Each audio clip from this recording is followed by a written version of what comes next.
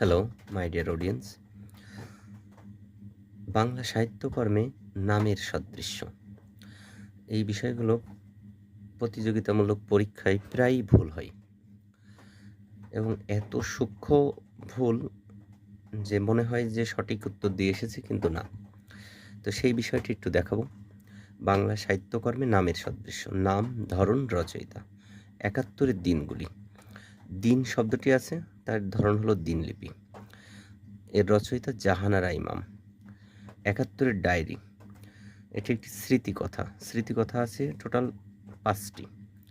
Begum Sufia Kamal. ৭১-এর diary স্মৃতিকথা Begum Sufia Kamal.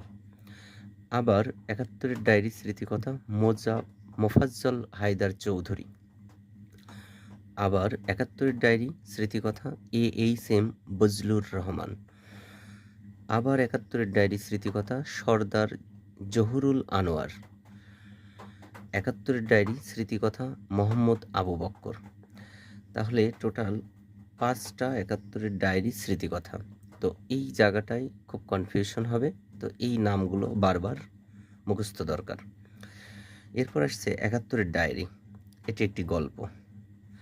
তো ধরনটা চলে আসলো গল্পে। ৭১-এর ডায়েরি গল্প নাজনীন সুলতানা নিনা। নাজনীন সুলতানা নিনা।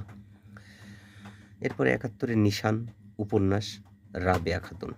সহজে মনে থাকবে ৭১-এর নিশান উপন্যাস রাবেয়া খাতুন। ৭১-এর চিঠি পত্র সংকলন, অর্থাৎ এটা ২০০৯ সালের দিকে দৈনিক প্রথম আলো এবং গ্রামীণ ফোন মুক্তিযুদ্ধের সময় কিছু চিঠির সংকলন এটা, তাই এর রচয়িতা নাই। ৭১-এ যিশু উপন্যাস শাহরিয়ার কবির, খুব আসে চাকরির পরীক্ষায়। ৭১-এ যিশু উপন্যাস শাহরিয়ার কবির। ৭১-এর ঢাকা প্রবন্ধ সেলিনা হোসেন। ৭১-এর বর্ণমালা প্রবন্ধ এম.আর. আক্তার মুকুল। তো সামনের ভিডিওতে এর পরের অংশটুকু দেব। আজকে এ পর্যন্তই। অনেক ধন্যবাদ সকলকে।